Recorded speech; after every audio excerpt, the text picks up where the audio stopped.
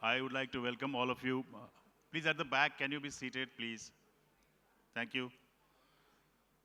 Welcome to the third session, which is a fireside with Mr. Amitabh Kant. And I'm not going to read his bio and all that because Ajay mentioned in the morning that there are two co-founders of PAFI. It is my pleasure to introduce the third co-founder of PAFI, which is Mr. Amitabh Kant. Joining him in the fireside chat is Shivnath Thukral, who is the Vice President and the Secretary of PAFI, and Raman Sidhu, who's been a co-founder and a past president of PAFI, and Vaishali Chopra. Mr. Kant is going to talk about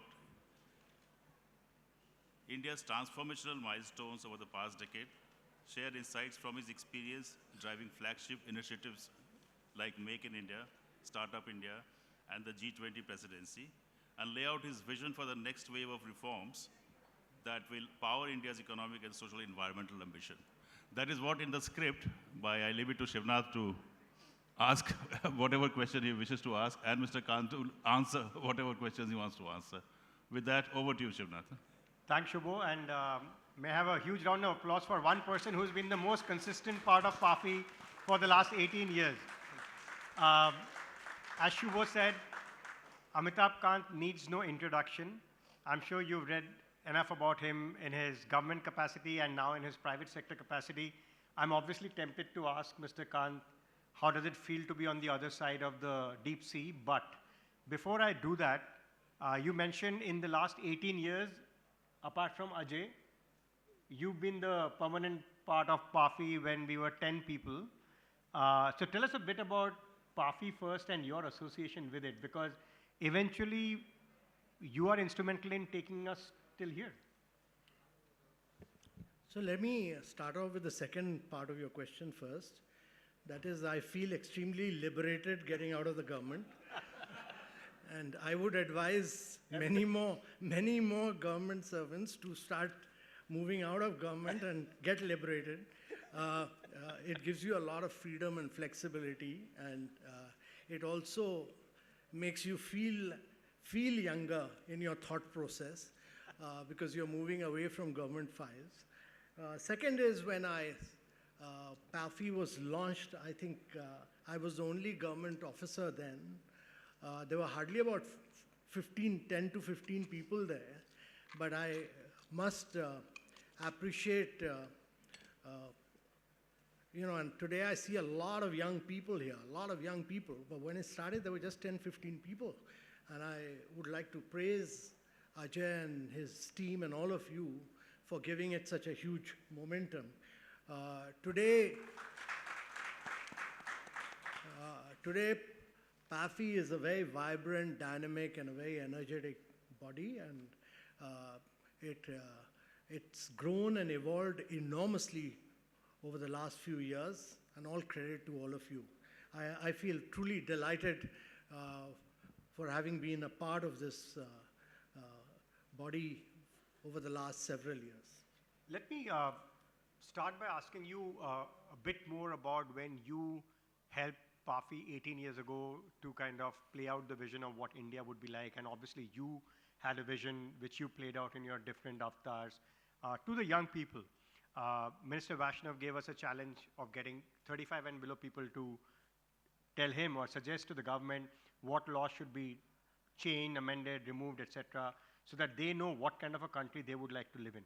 What would be your piece of advice, both PAFI perspective and generally to those 35-year-olds and below, if you were to think 18 years ahead, what should India be like? What should you be doing? So first, when PAFI was started, India was very heavily over-regulated. So one of the key things that's happened in the last few years is that around that time, India was 145th in the World Bank ease of doing business. One of the things we've done is to scrap a lot of rules, regulation, procedures, acts, simplified them. We've also, India has eliminated, it's the only country in the world which has eliminated 1,700 laws. So a lot of liberalization has taken place, but India is still very socialistic in its mindset, and it's still over-regulated to my mind. And the private sector loves this over-regulation. You know, look at the creeping in of the quality control orders. We have today over 189 orders of QCOs with 760 products of QCOs, all inputs and all components have been put under QCOs, which is really killing the MSMEs of India. And this is all industry lobby at work. All industry lobby at work. So don't blame the government. The industry has been a part of this over-regulation in a very big way. And industry needs to set its house in order that India must believe in free enterprise. Without free enterprise, India will find it impossible to grow on a sustained basis for a 3-decade period. And that mindset has to change in the minds of the private sector of India. That's number one. Number two, I want to say that United States is an important country. It holds 26% of global GDP. Despite constant change in its presidency every 4 years, it still accounts for 26% of global GDP and 47% of the market cap of the world, with just 4% of the population. Europe has seen a decline, many other places have seen a decline, but America has been consistent. Actually, America has been the biggest beneficiary of free trade. And it's been the biggest beneficiary of free trade because America works on the principle of free enterprise.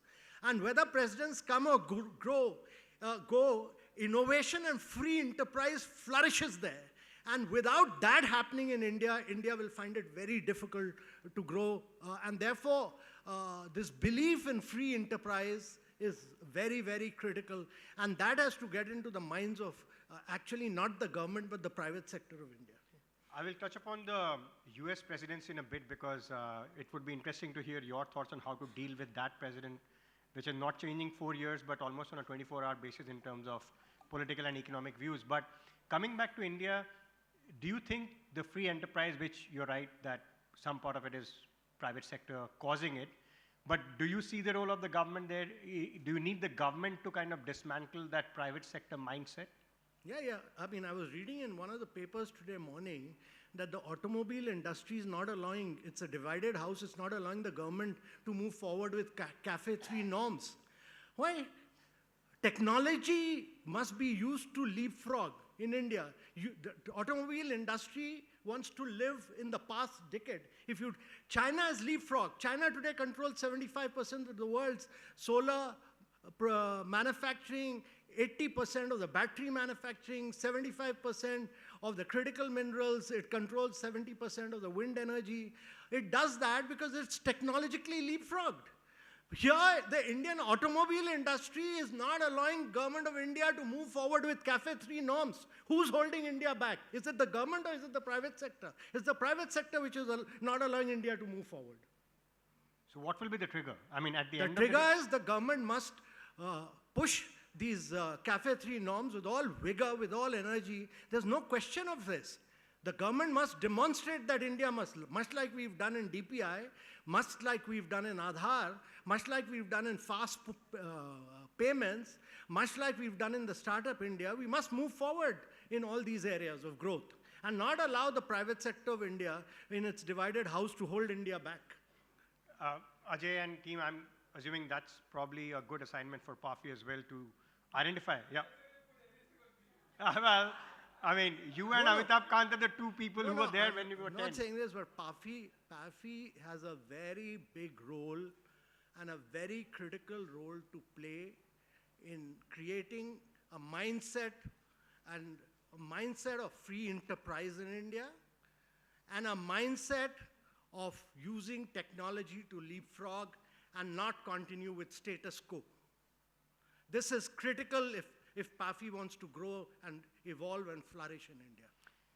Mr. Kant, you recently also a very, very, I would say, insightful column in one of the national dailies identifying the 4 or 5 areas.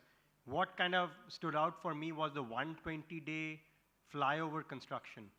That almost seems like putting a task to government officials, which is almost impossible, but it looks like you've done your math whereby we can save thousands of crores if we kind of adopt that.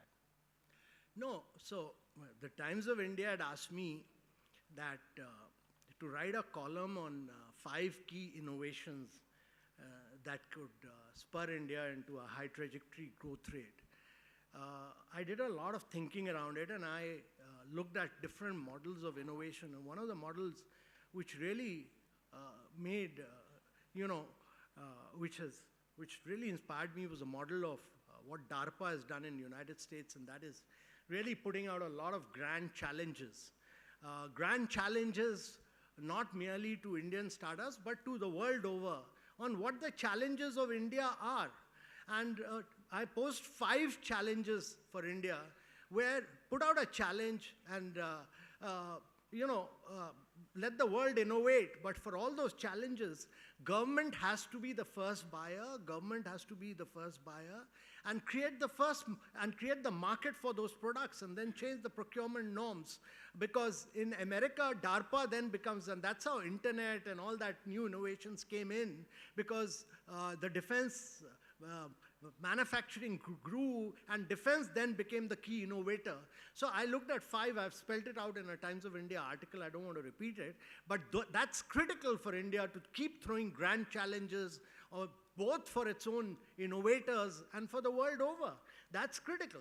And the second important thing is for us, much like what China did, China got back a lot of its professors and researchers back into China to work, even though they were teaching in the United States, and said, you come back to China, work for 4 months in a year, open your labs here and do innovation. So from America, they came back, they continued to work in the universities, but they came back and opened labs in China, and that became the centerpiece for innovation in China.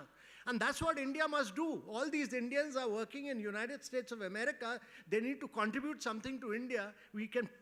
Not only do we pay them for coming, going, but also ask them to open the labs, and universities can pay them the salary in Indian rupees here while they are here, and get them to contribute. And that's very critical for India to technologically leapfrog. So Vajra and Gyan are 2 schemes, but they're not very effective and powerful. We need to evolve into a better scheme to get Indians back, researchers, professors, all back into India to contribute. And PAFI should contribute towards this.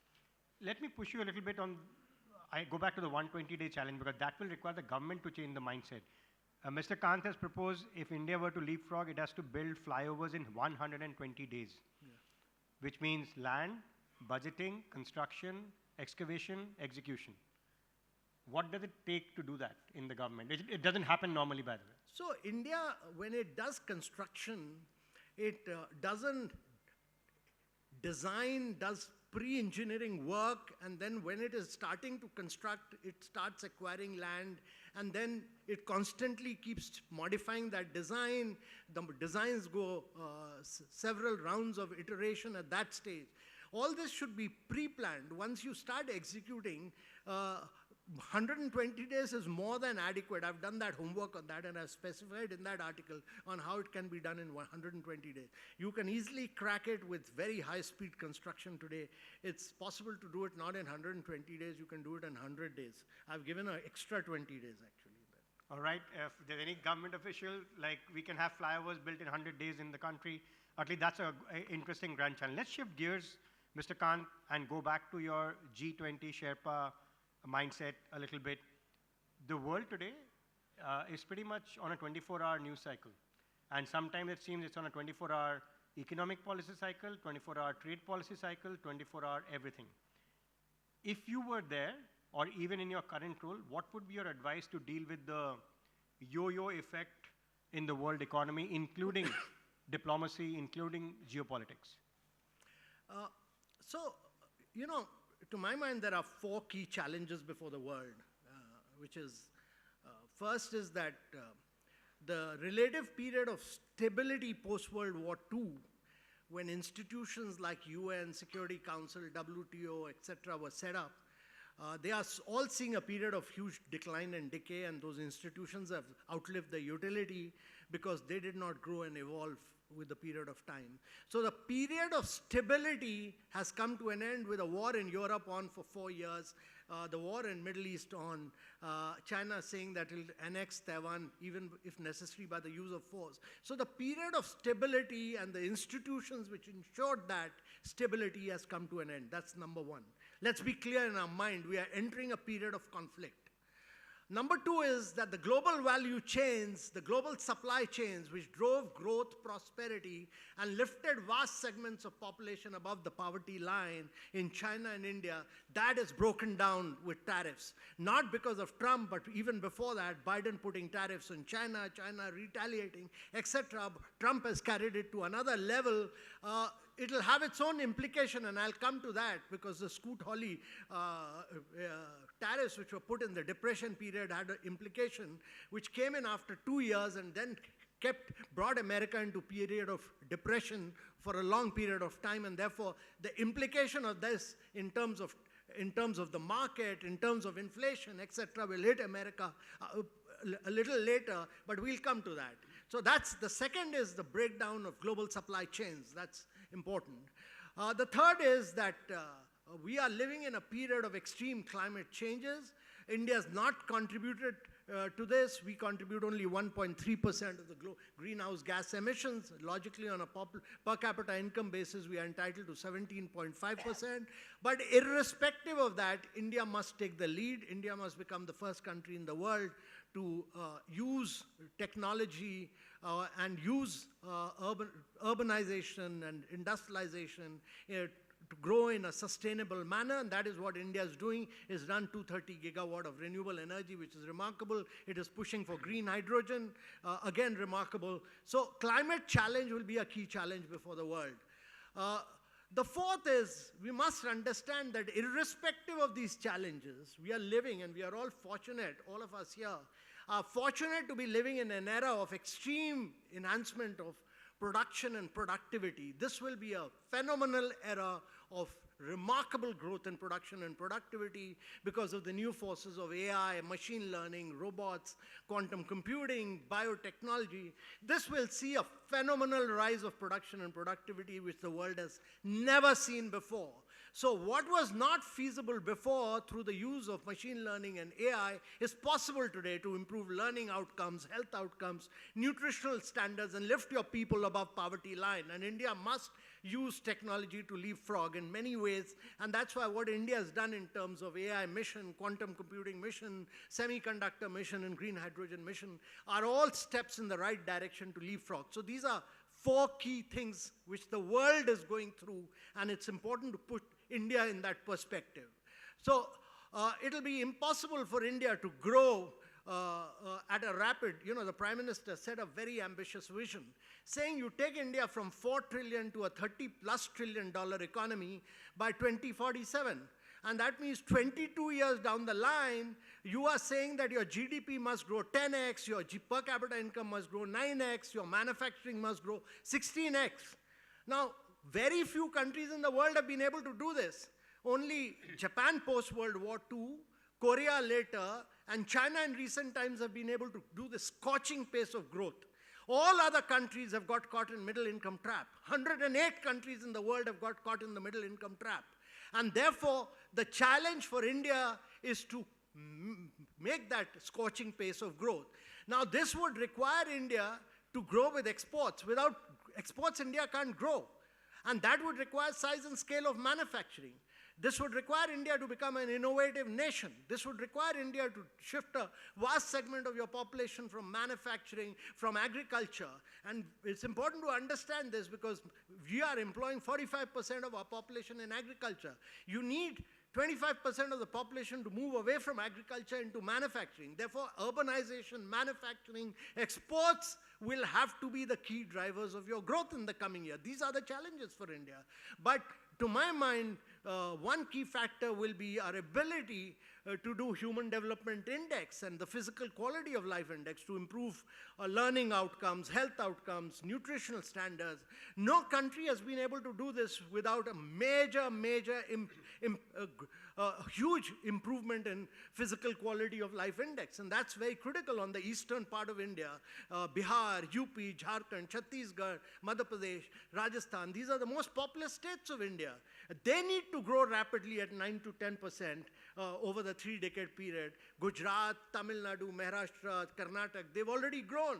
So it's very difficult to make them grow beyond this. Whereas this part of India needs to grow very rapidly. And these are the key challenges to my mind. Interesting that you frame it like the areas that we need to work on.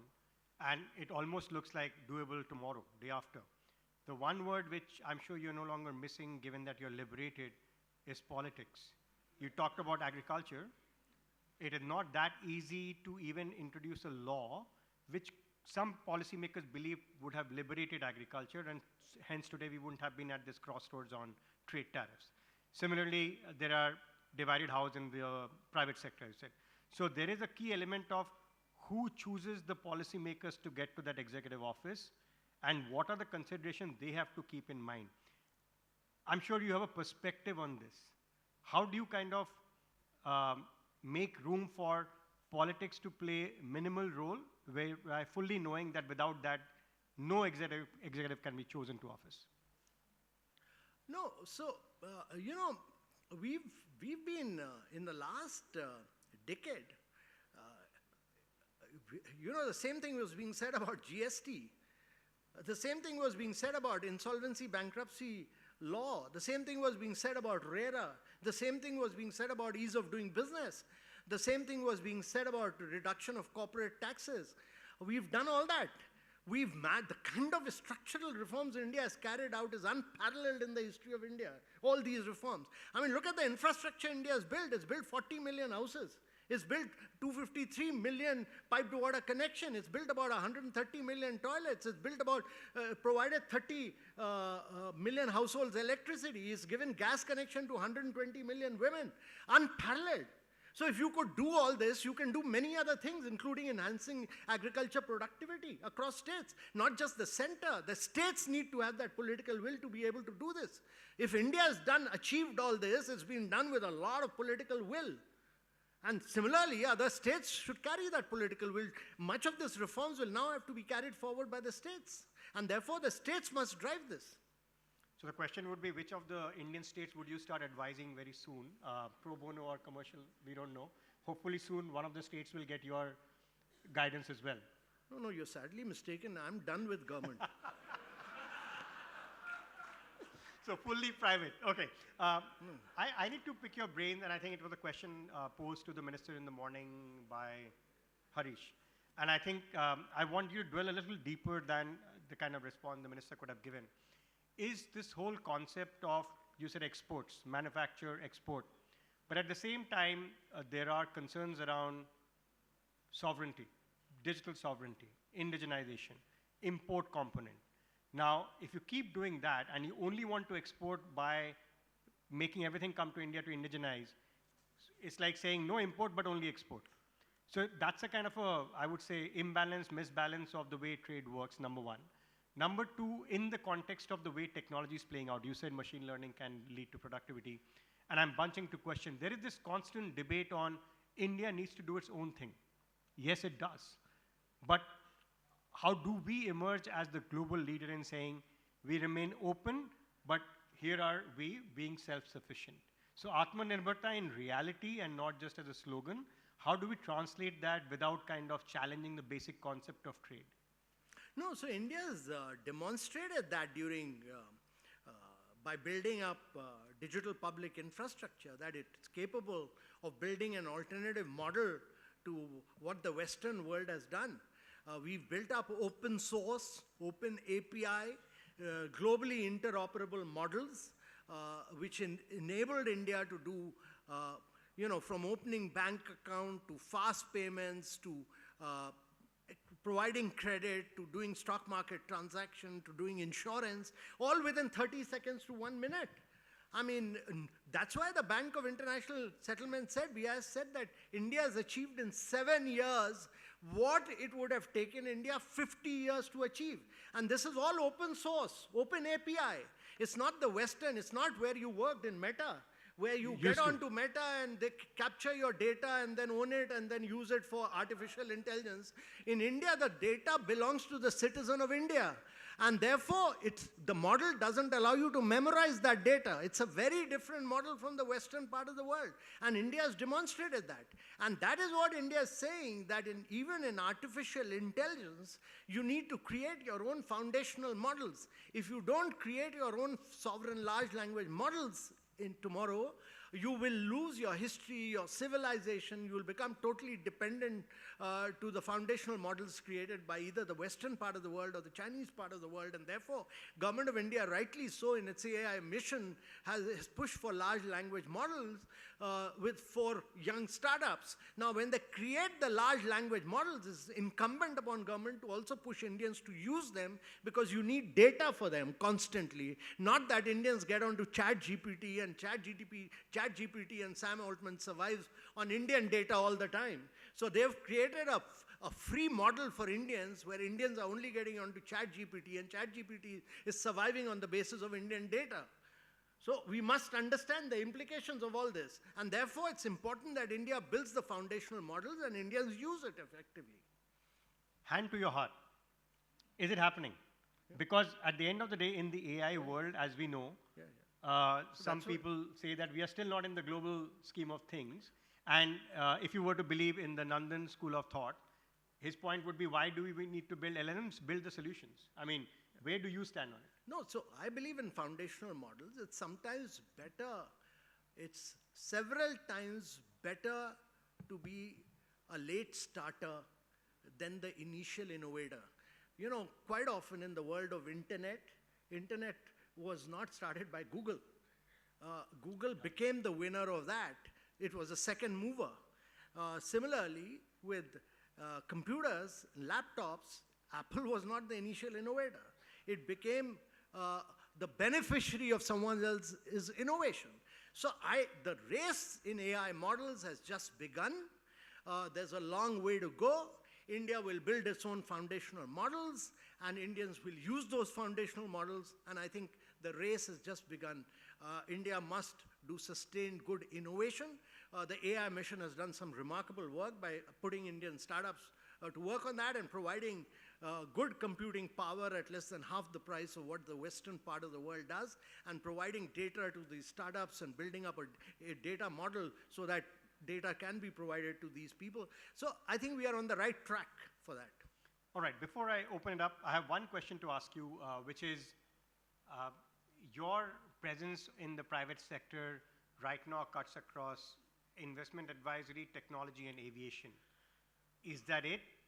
And if that is it, what's your vision in these sectors? I'm not asking company specific, but you must have thought about these sectors before you took a decision. What made you decide on the sectors is what I want to ask you. No. I'm also like artificial intelligence. I'm also innovating. I'm also evolving. So, tell us a bit more about your innovative mindset. No, I'm also a very free market, a free enterprise person. So I'll see how it grows and progresses. I believe in free enterprise. Fabulous. With that, first let me bring in our two discussants before I open the floor. First to you, Vaishali, you're with Yara India. Where do you think Mr. Kant has left us guessing? Like, what is the unfinished agenda in your mind? No, I think the points made by him very compelling and very forward-looking in terms of what is the vision for 2047. And something which, his reflections on, he talked about free enterprise, technology being the key things, definitely on spot. This is what would be, going forward, these are the key things for us. But there's something which I would like to ask Mr. Kant, if possible. We are talking about 2047 vision, and at the moment, if you are looking at just next 5 years, and say 2030, so what for India should be the key milestones which we must achieve so that we be there, we be seen as being on a right track and be firmly on the right track? So I think we are in 2025. We should, by 2030, we should aim to see that India becomes a $10 trillion economy. That's number one. Number two is that there should be nobody below the poverty line in India. We should have lifted everyone above the poverty line. Number three, we should have radically improved on our Human Development Index in terms of improvement in learning outcomes, health outcomes, and nutritional standard. And number fourth, I think we should have used, and this is the only way to grow to my mind, we should have used technology in a range of areas to grow and expand very rapidly. Used AI, quantum computing, many of these areas to grow and expand very rapidly. And lastly, we should have by then ensured that in India, there is no paperwork and there is no private sector which gets physically in touch with government at all. Everything should be digital and no paperwork at all, much like we have done away with paperwork for digital transaction or for, there should be no intervention on a human basis with government and private sector or private enterprise or any individual. It should all be digital. These are 4 or 5 things which I think are critical for India. Sure. No, and these are all doable. These are all doable. And we have done it, at least from a DPI perspective, like you said.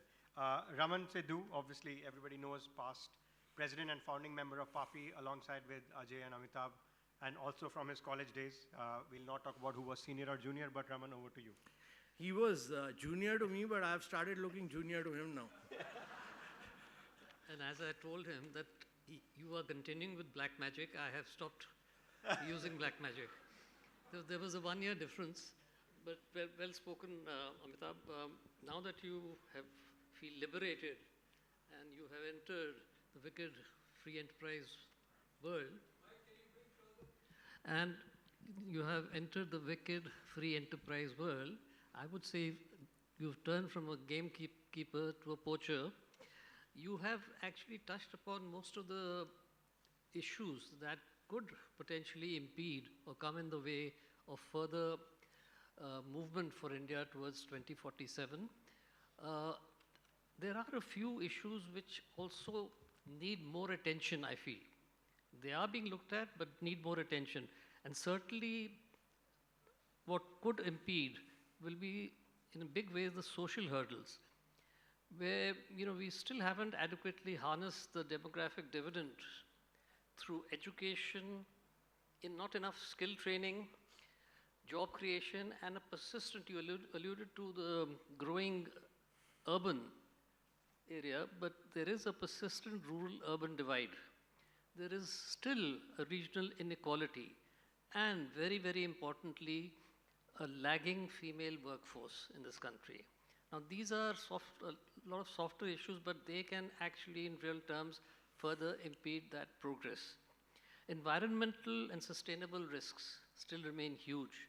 We have just seen how the country has been battered by the recent monsoon. And while we are concentrating on freeing up industry, we're getting technology into the country, there is an increasing vulnerability that India faces from climate change.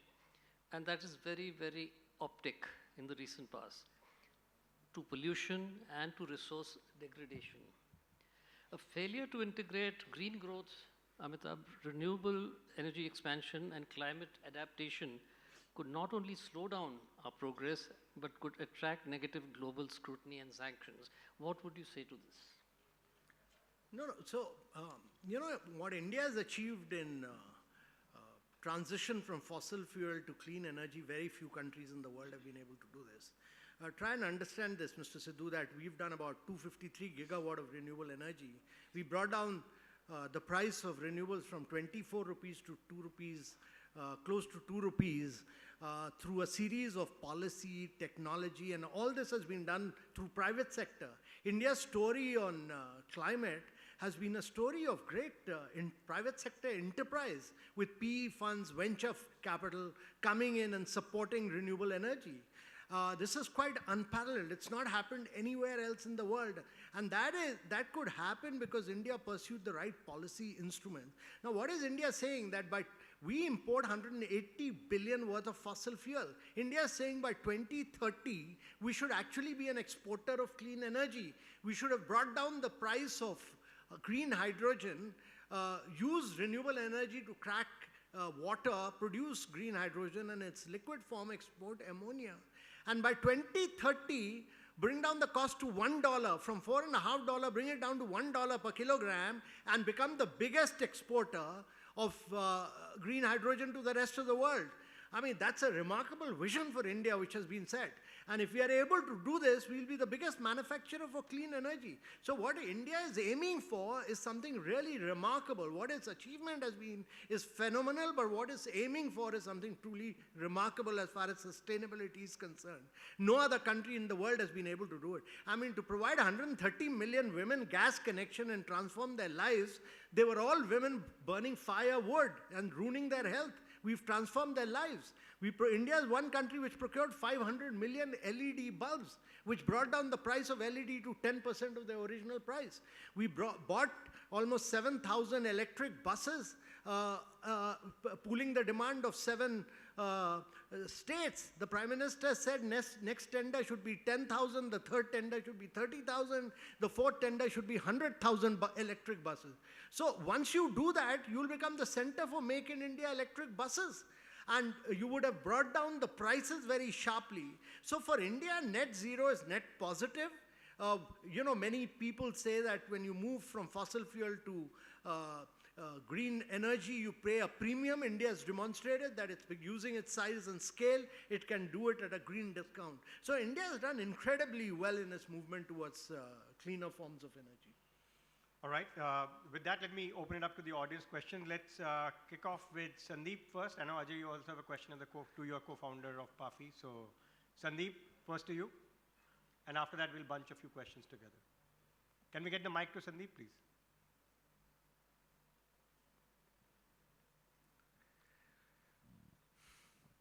Thank you, sir. And always wonderful listening to you. My question is around, we are seeing rapid tech transformation happening, and especially with AI coming. What should we do as a country to make sure that the advances in AI actually result in equitable opportunities for rural India, semi-urban India, and then what role all of us can play as private sector players and citizens to help get there? So I think it's a very important question, because every day what you're seeing in the western part of the world is a new large language model. You're seeing OpenAI competing with Meta. You're seeing them competing with Grok. You're seeing them competing with Google, etc., with new large language models. But what is not coming out is that you need AI to transform lives of citizens. You need OpenAI started with the premise of being an open source model, but has actually built up a model based on, creating business out of it.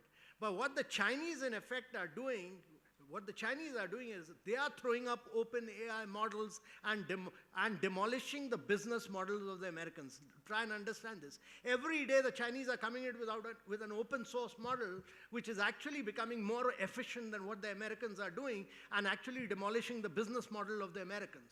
So the critical thing for Indians is to demonstrate that AI can be used in a responsible manner for public good, and that AI will be used to transform lives of citizens. It's not about large language models. AI can be effective if we are able to transform lives of citizens, if we can help improve learning outcomes, if we can help improve health outcomes, if we can help improve nutritional standards. And therefore, you need to build AI on top of the digital open source, digital public infrastructure model that you've built. And if you're able to do that, then you will build a completely unique model of DPI plus AI to transform lives of citizens. You'll not only be transforming the lives of 1.4 billion people of India, but we will be transforming the lives of 5 billion people who will be moving from poverty to middle class in the next 2 decades. All right. One more from Anandi Iyer from Fraunhofer Institute. Anandi, are you here? Yeah. Can I get the mic to her, please? Thank you, Mr. Kant. As usual, compelling and, challenging a lot of our beliefs. We've talked about this a lot of times, but I'd like to hear from you. This whole morning, we've been talking about geopolitical realignments and tech sovereignty emerging as one of the critical components of political and economic negotiations. How do you think India can leverage this, given that our contribution of GDP of R&D is mere 0.8% compared to other nations which are beyond 2.5, going to even 5.1 like South Korea?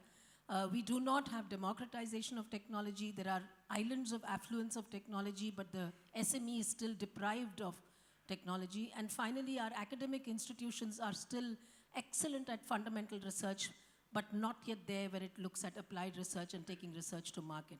A couple of concrete examples like the flyover would really help. Thank you so much. So, first of all, I wanted to compliment Anandi. She works for Fraunhofer, and I'd read her excellent report last year on R&D in India, and it was a very brilliant report. Two things. One is that my view is that doing R&D in government is a waste of time. So all these R&D institutions with CSIR, ICAR, they should all be taken out of government mode and put into universities.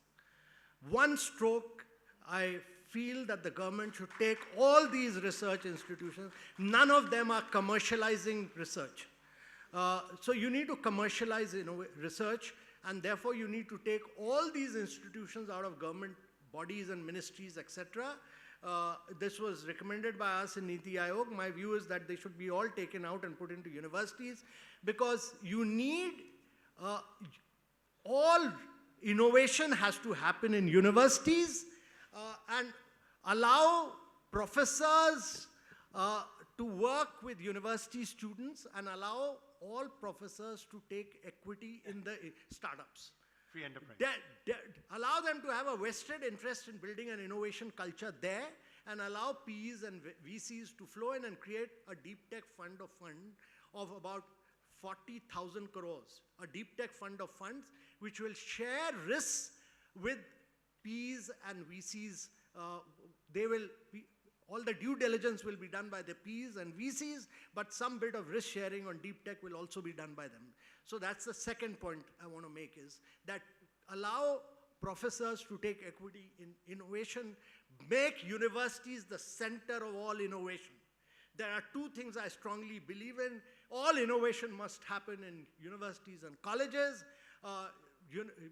Research institutions must be taken out of government and put into universities and college, link them up with that. Number three is that last year we did 1 lakh patents. Push these guys who've taken patents into commercializing patents. That's not happening, because our royalty outgo in India is 5 times more than the royalty inflow into India, and therefore push them into ensure that patents being registered must get commercialized in India.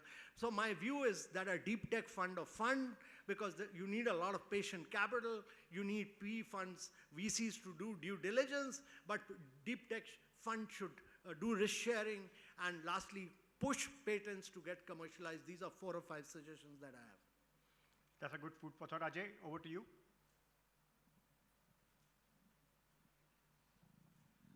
First of all, thanks so much, Amitabh, for believing in PAFI. I remember we were just 5.5 people, and you came and talked to us at some India Habitat Center offices. Second, most of you may not know, he was not going to be with us today. He was to be in Goa, and then we negotiated, and I requested him that we cannot have a PAFI event without you. So thank you so much for changing your plans. Freedom is what you have. And the title of your session is Vision, Velocity, and the Road to 2047. Cities is where we all live, and they're all in a mess. Go beyond Lutyens, Delhi, you don't want to see what's going on. A lot of my friends, who are also your friends, when they retire, when they have to look for houses beyond Lutyens, Delhi, They have to go to Greater Noida, Gurgaon. Delhi has kind of lost out in terms of building a city where people can own flats in private sector area. There is this whole land pooling policy which I've been hearing, master plan which we all have been hearing, and the freedom which you have now. What would be your advice in terms of how do we build cities which are livable, which give space to community to interact, which gives freedom from this policy? There is a complete, log jam.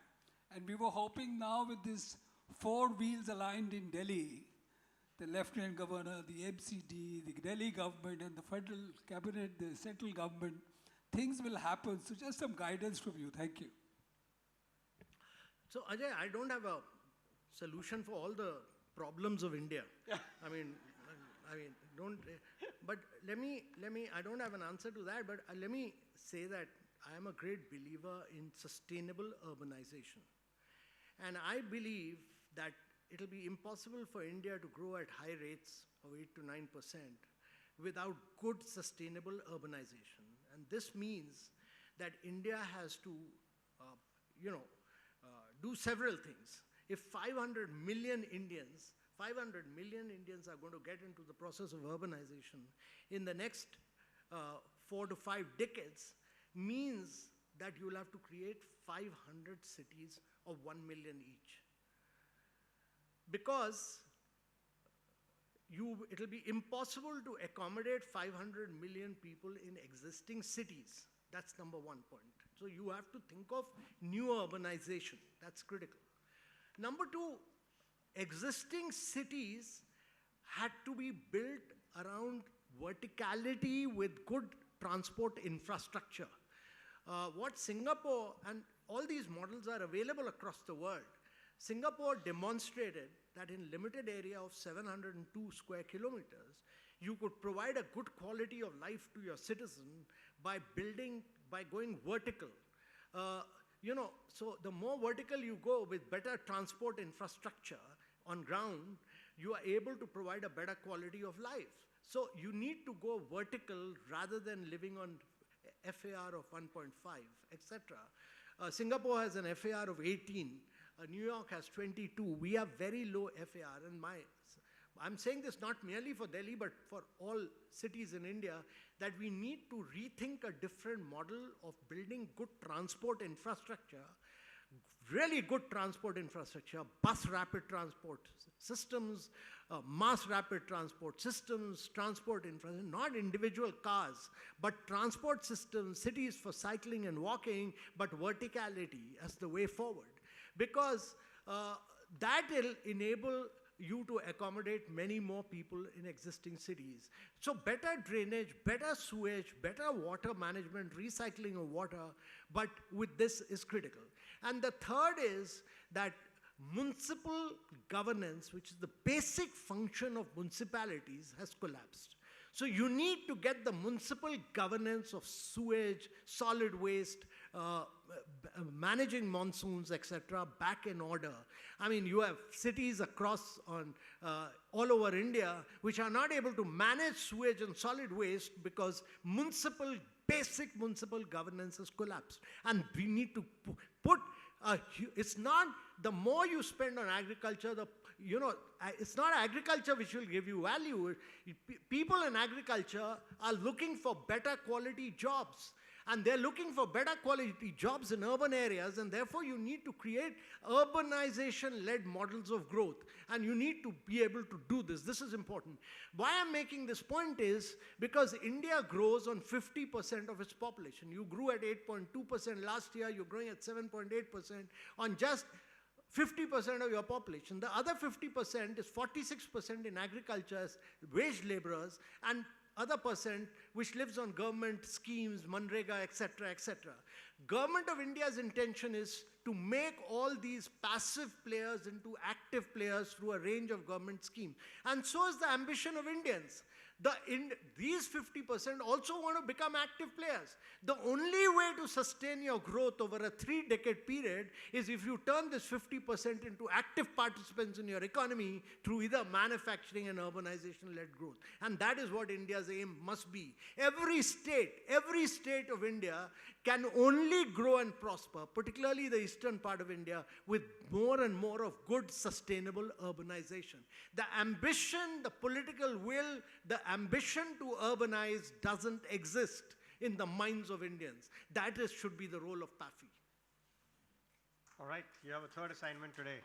Ajay, last couple of questions quickly. If you can. Question. Okay, last question. Hear from the audience quickly. Say that again. Okay.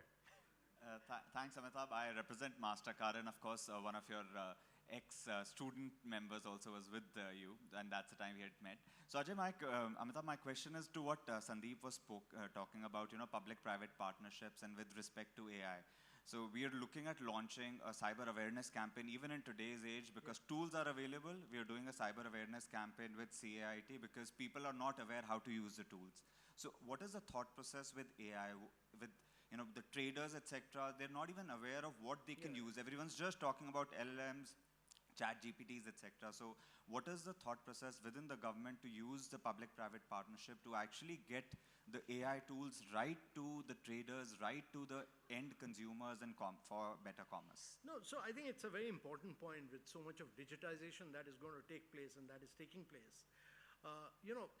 With digitization becoming all-encompassing and all of us, mobile becoming ubiquitous for all transactions, it's very important not merely for traders but for every citizen to be aware of the cyber risks. And there is a need for a massive mass movement on cybersecurity. I entirely agree with you, and I really think that's huge work for both government and private sector to do to create cyber awareness. And a lot of work in government is being done in terms of building the cyber back end of it, but I think we need a massive awareness campaign.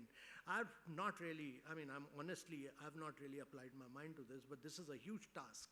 This is a massive task, otherwise the faith of citizens once they get caught in this cyber thefts will be lost, and therefore we need to build this. I think we need to discuss this with NITI to take forward a massive awareness campaign on cybersecurity.